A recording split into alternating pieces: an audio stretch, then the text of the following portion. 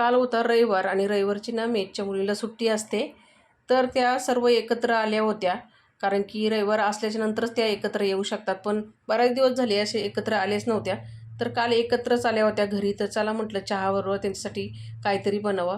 तर मंडळी काही नाही, पालक चिरून घेतला चांगला स्वच्छ धुवून. त्यामध्ये एक कांदा मोठ्या साईजचा चिरून टाकला बारीक. आता आपल्याला पाण्याचा वापर न करता बॅटर तयार करायचं होतं. तर त्यामध्ये मिरचीचा ठेचा टाकलेला आहे, लसूण घातलेला. नंतर त्यामध्ये मीठ टाकलं, ओवा टाकला आणि हळद टाकली, थोडासा हिंग आणि थोडासा खायचा सोडा टाकला.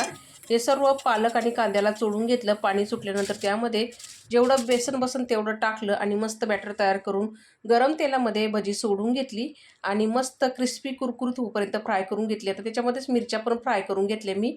आता मिरच्या तिखट लागू नये म्हणून त्याच्यामध्ये थोडंसं मीठ टाकलं आणि चहाबरोबर मेसच्या मुलीला दिलं मंडळी. तर तुम्ही कशी पालक भजी बनवते ते कमेंटमध्ये नक्की सांगा. धन्यवाद.